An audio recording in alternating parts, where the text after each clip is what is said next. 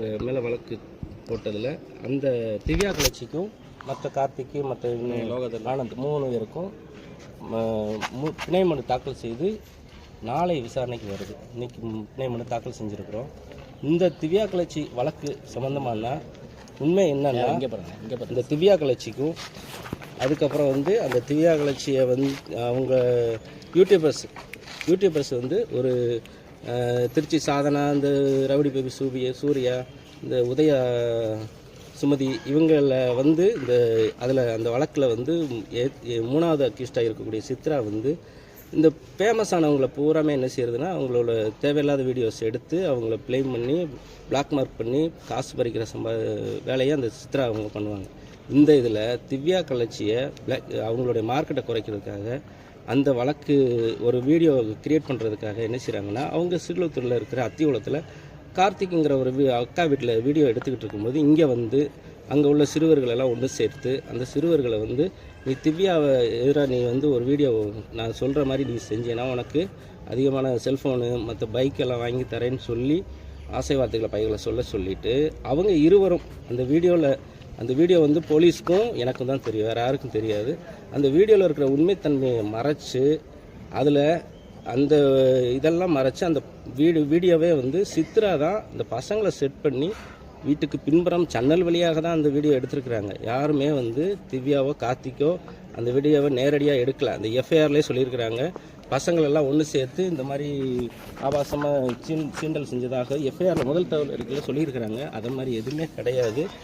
அவங்க எடுக்க சொன்னதாகவும் அதுக்கப்புறம் அந்த பையன் ஜன்னலில் இருக்க வீடியோ கண்டுபிடிச்சதாகவும் சொல்லியிருக்காங்க. அது கிடையாது. அது இந்த A3 சித்ராங்கிறவங்க அந்த வீடியோவை வெளியிலேருந்து இன்னொரு ஆள் மூலயமா எடுத்து அது இன்னொரு ஆள் மூலயமா இது பண்ணி அவங்க போய் கம்ப்ளைண்ட் கொடுத்தது. அதன் பிறகு தான் போலீஸே உண்மை என்னன்னு கண்டுபிடிச்சி அதுக்கப்புறம் சிறுவர்களை பூரா விசாரிக்கும்போது உண்மைத்தன்மை என்னன்னு தெரிய அந்த சித்ராவையும் அந்த வழக்கில் அக்யூஸ்டாக கொண்டு வர்றாங்க. இதில் நாங்கள் இந்த வழக்கில் என்ன சொல்ல வர்றோம்னா, வீடியோவில் இருக்கிறது வேறு, அந்த இவங்க முதல் தகவல் சொல்லியிருக்கிறதும் வேறு. அந்த உண்மையான வீடியோவில் இருக்கிறது எல்லாம் வெளியே வரணும்னா இது முதல்ல சிபிசிஐடி விசாரித்து அந்த வீடியோவின் உண்மைத்தன்மையை அடிப்படையிலே வழக்கு கொண்டு வந்தால் இந்த கார்த்திக்கும் திவ்யாவும் இந்த வழக்குக்கு சம்மந்தம் இல்லாதவங்கிறது நிறுவனமாகும். இன்னொன்று இந்த வீடியோவை பொறுத்த மட்டும் நிறைய வைரல் ஆகுது. யூடியூபர்ஸ் நிறைய கார்த்திக்கும் திவ்யா கலட்சி இருவரையும் அவதூறாக நிறைய பேசுகிறாங்க. அப்படி எந்த இதுவுமே இல்லை. இந்த வழக்கு வீடியோ மட்டும் பேசுகிறேன், மற்ற வீடியோ பற்றி நான் பேசலை. அந்த மாதிரி அவதூறாக ஏதாவது பேசியிருந்தா அவங்க பேசுகிறாங்க, கார்த்திக்கையோ இவங்களையோ பாலியல் ரீதியான நோய் இருக்குதுன்னு சொல்லி அவங்க சொல்கிறாங்க. அப்படி வந்ததுன்னா திரும்ப அவங்க மேலே மான நஷ்ட வழக்கு தாக்கல் செய்கிறதுக்கு நாங்கள் திவ்யா கலட்சியும் கார்த்திக் அவங்க சார்பாக தயாராக இருக்குங்கிறத நான் சொல்லிடுறேன். அவ்வளோதான். உங்கள் பேர்? கோட்டிமுத்து. Right, okay.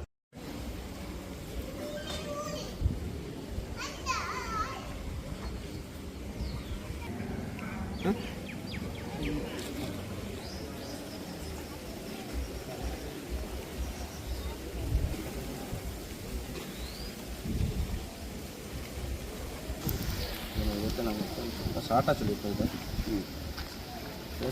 நாளைக்கு எப்படி டைமாகுமா மதியமா? ஃபஸ்ட்டு எடுத்துரும். சரி, ரைட். 10 நிமிஷத்துக்குலாம் நான் சரி.